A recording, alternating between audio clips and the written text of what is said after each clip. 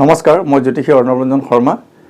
মই এষ্ট্ৰলাইভ আছামৰ মাহেকীয়া ৰাশিফললৈ স্বাগতম জনাইছোঁ।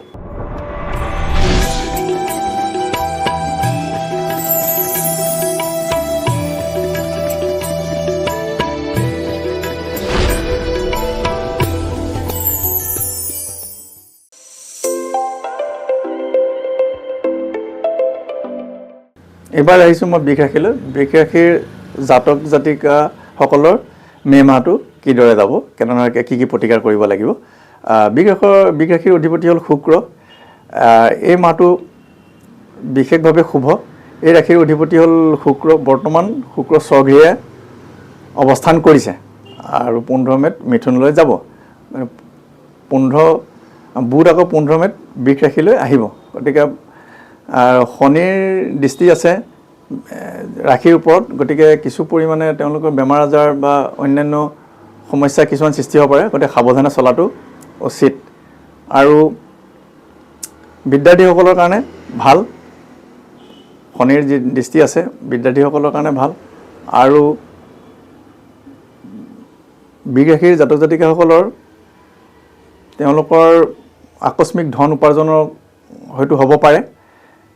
আৰু বৃষ ৰাশিৰ জাতক জাতিকাসকলৰ যিহেতু ধন বৃহস্পতি যিহেতু ধনস্থানত আছে, গতিকে তেওঁলোকৰ ধন টকা পইচা যথেষ্ট পৰিমাণে আহিব। সেই অনুপাতে কিছু খৰচো হ'ব আৰু তেওঁলোকৰ আকস্মিক ধনপ্ৰাপ্তিৰ যোগ দেখা যায়। আৰু বৃষ ৰাশি দ্বাদশত ৰবি বুধ আছে যিহেতু আপ টু 16 মে'লৈ ভাল। আৰু বৃষ ৰাশিৰ একাদশত শনিটো আছে, গতিকে সেই অনুপাতে শনি তেওঁলোকক ভাল ফল দিব আৰু নতুন নতুন ইনকামৰ পথ সুগম কৰিব, আয় উপাৰ্জন যথেষ্টখিনি কৰিব পাৰিব। দ্বিতীয়ত বৃহস্পতিয়ে ধন সম্পদ বৃদ্ধি কৰাব।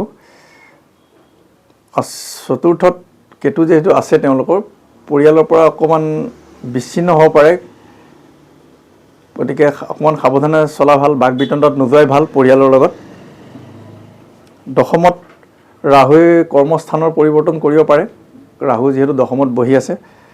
আৰু অকস্মাত লাভ তেওঁলোকৰ হয়তো হ'ব পাৰে।